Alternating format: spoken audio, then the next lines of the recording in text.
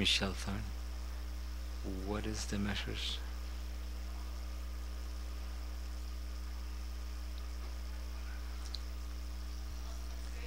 Esa es una muy buena pregunta. Entonces, primeramente, a polite route if you think that your license has been violated, and that's just to send a message, an email, try to find the person that has incorrectly used your content, and most of the time you'll find it's just a simple mistake. They didn't know how to attribute properly, or they misused the context, and it usually resolves itself from there. Escalating the situation beyond that, I think, also takes a moment of reflection. If you've licensed your content under Creative Commons, what was your goal with that choice? Do you want to continue? Do you want to pursue a legal route to enforce the license, or were you actually okay with the usage?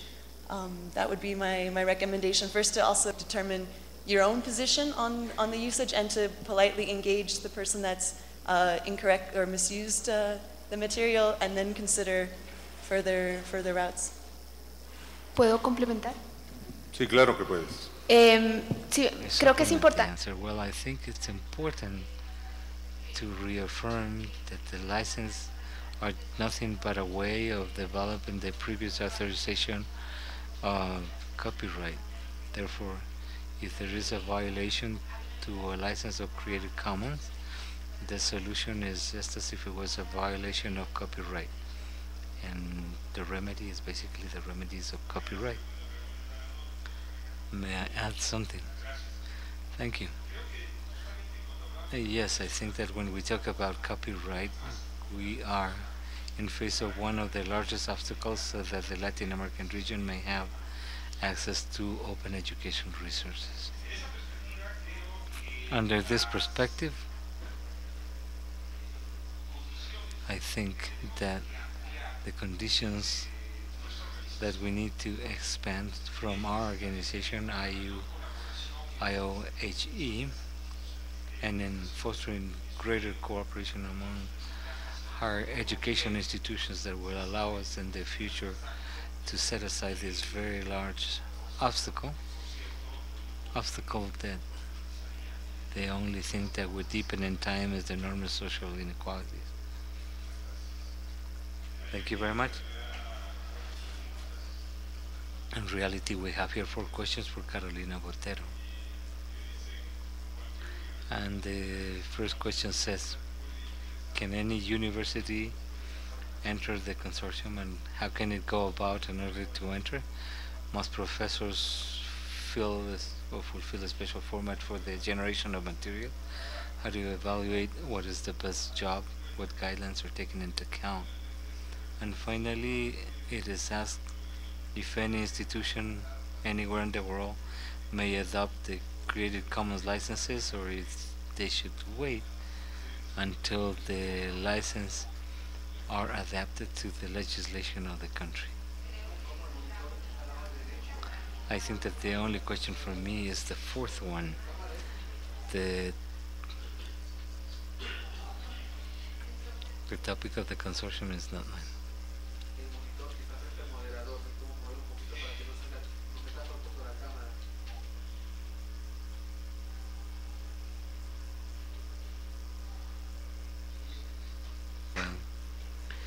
In reference, and we understand that the question is address the possibility of the interest in becoming part of the consortium and what are the requirements. At present, there is a committee of the Open Courseware group.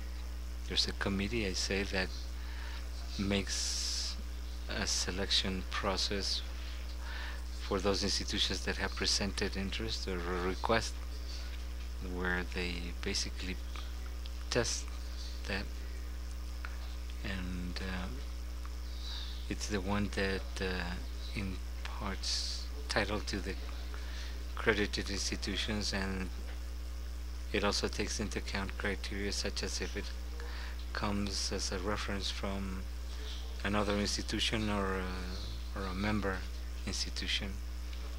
Inside the web page there is also all these criteria gather on the process itself. And as I had commented, starting this year, there's a series of categories. In the request form, you should mention what category are you requesting admission for. The second, I think, is for me too. In regards to the professors, they have to fulfill a specific format, and there's a series of common criteria, as it has been mentioned in the two earlier presentation. The material to be published must gather the spirit of being organized as a course. Therefore, it should or it is recommended to incorporate a kind of learning guide where the way in which these contents are going to be utilized is set forth, the content themselves, and if there are any resources to be added or not. Just like if there could be learning processes associated to them, these are only the suggestions, and as we have commented before, it depends on case by case at university level, whether they establish more defined, more stringent criteria, but these are the general recommendations. Anything that is oriented to gathering materials such as the unit for a course. And the third one about quality. Well, how they assess the best work, and in the reference that I have made about the assessment of contents or evaluation of contents or materials, they have been promoted through an initiative that was taken from Universidad in order to give an award. There are 2 editions already, and the funding comes from the Ministry of Education from Spain, and the contents, those contents, and this is not for me, he says, these contents, forgive me, these criteria have been elaborated by the editorial committee of the university, and the university, as you know, is conformed by the group of Spanish universities together with the Santander group. What do we take into account? Well, aspects that are related with the ease of navigation, with the appearance, with the use of use. All of that is gathered, and in reality, in the face of the new award, we are fine-tuning all of them, and what we attempt to do is disseminate the word about the fact that those who want to be part of this be aware of them, and also as a reference of what is considered from the point of view of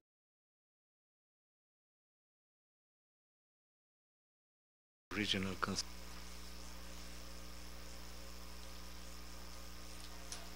The fourth one refers to if anyone may adopt the licenses, and what happens if you don't have.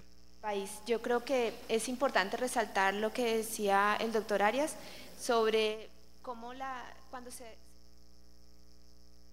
When you adopt or you decide to adopt the Creative Commons licenses because you want to go a little bit farther, or you want to modify normally what you have with copyright, which is control, and in this case you look to share. So it's important to verify what is it that you want, what is the mission of the institution that is doing it, what is the scope of their commitment in terms of sharing, and the legal system is thereby a tool that allows to move that intent to inside a legal framework, and anybody can do it. You can do it. The only thing that you're saying is stating how you want to manage copyright, and if you say, I am the owner and I wish to share, but I do it under these conditions, and that's basically what Creative Commons does. That license is a standard, and whatever is stated there, you say, well, I like that, and I'm going to put it to work in my favor. The license is already in your country, as is the case of Mexico, Argentina, Peru, Colombia, Ecuador, Guatemala. It is better to utilize the country license because that means that there have been local lawyers that have reviewed the topic, that have made adjustment to the text, and have reviewed the context. Otherwise, you can use the one that is based on international law. This is just like a legal tool like any other. When you marry a local, my case, if I marry a Colombian, the marriage is dealt with under the local laws. But if I marry a foreigner in Zimbabwe or any other place, there I begin to have legal problems, but international law can solve that. So although at a given moment you're going to need a lawyer, there shouldn't be any fear in face of the usage of the license in international arena. Copyright has tools, and international tools, that allow those situations to be solved in issues that are involving more than two countries or a similar country. For example, if I'm Venezuela, I could use the Colombian one. The issue will be solved later. Since there has been already the voluntary will of adopting legal norms that, as I say, are internationally unified. That's more or less the answer. We have another couple of questions. There was another couple of questions, so they're asking me to explain more about Open Ed in Spanish. This is a wiki that's sponsored, managed by CC Learn, in which there's news and resources involving the open education idea, with particular sensitivity to intellectual property. Perhaps the issue that I should stress for an audience like today is that it's for the Hispanic community. We're working on 4 specific issues: open institutions, open educational resources, open events, and the discussion list. With the idea of making visible the communities that are working on open education. So you'll have an event like this in the University of Loja, then you can go to that site and place it there. So if we all begin getting used to the information being available there, then we can track what's going on in the region on the issue of events. For example, if an institution has projects, it's basically the same. You choose a database, and then we can see over Latin America what's happening in our zone. This is a wiki, and therefore it's the input is by the users themselves. When we find interesting projects, we put them in there ourselves. But the ideal is for the people responsible for the resources and events to put them in, so that this will become a meeting place for questions, for doubts, for this thematic community. The other question says, I understand that the Discover Ed tool only finds educational resources that are in certain repositories. Can you look for them not just in a few repositories, but throughout the internet? Is there a tool how to do that? In fact, Discover Ed works with some repositories, and it's a tool. It's being developed, so it's not a finished product. It's a beta version. But it depends heavily on metadata, and therefore it only looks in certain repositories. As far as I know, there isn't any search tool for open educational resources except for Google or Yahoo, using filters. But the filters look for anything. The issue is that defining the definition of open educational resource is anything. A photograph can be an open educational resource when it's in a given educational context. So here I think that we could dance around between the different definitions. If we're talking about the resources themselves or the learning objects, as far as I know, there isn't any such tool. Discover Ed is the best one that there is.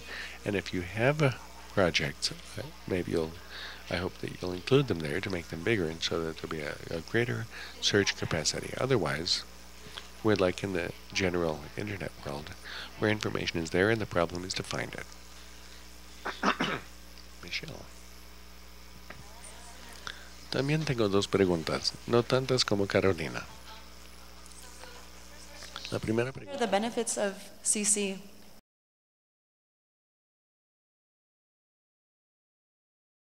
Which is, if we want to speak about the field of education, there's quite a few benefits that we could discuss. Firstly, what is the mission of an educational institution? Why are you running a university or your faculty or school, etc.? What do you want to achieve as an educator? And I think by granting access, by allowing your students to become engaged in the material, to adapt the material to their own needs, and to not be passive consumers in the classroom, I think having this this advantage is incredibly important in the field of education. Moreover, educational institutions often are strained financially. It's difficult these days to find a pot of gold so you can do everything you ever dreamed of. So by using OER and Creative Commons licenses, you can reduce the transaction costs of hiring lawyers to help negotiate contracts or navigating the mess that is the copyrighted world. So having clear tools that allow you to know how you can and can't use works and how you can share your works and drastically decreases the financial burden on institutions and on individual people. Moreover, if you've taken the effort to produce educational content and rather than have it sit on a shelf and have no one get access to it, by using the CC tools, including the metadata, you can have your content show up in many places. It can be discovered. And I think, as we know in the world of the web, if your content can't be searched for or if it can't be found, then it doesn't exist. So the more you can give people access and give people direction to finding your work, the more powerful it'll be. And lastly, I would also just point out the fact that one of the requirements of the CC licenses is attribution, and this is in all of the licenses we provide. And attribution becomes the currency, especially of the web. By linking to sites, by giving people credit by name, you're increasing the profile of your institution. So you're building a reputation for yourself as somebody who's engaged actively in the mission of learning, and also people will cite your work down the line, which is, I think, both gratifying and professionally rewarding. So those, I would say, would be the advantages. I had a second question, more specific. It was whether Creative Commons provides guidelines on issues such as fair use and limitations and exceptions. And the answer is yes. Especially this project CC Learn has published a report. I don't have the link off of the top of my head, but it is about how educators can navigate limitations and exceptions, I believe. Or I think specifically that one was fair use, so a more US-based context, but we hope to internationalize that resource. And Carolina has actually helped to translate quite a lot of material. I'm not sure if she was involved with that report, but there's a lot of material available in Spanish as well. And furthermore, one thing we would like to work towards is to build a resource, a legal resource that clearly states the limitations and exceptions statutes in the various jurisdictions with which we work, so that you can easily see how does the law apply in this country, how in this country, and that's something that's in the pipeline. It's nowhere near completion, but I hope one day we can provide that as a resource. Han llegado dos preguntas más para Michelle Thorne por la vía virtual. Two virtual questions for Michelle Thorne. He tratado de traducirlos. They're in English.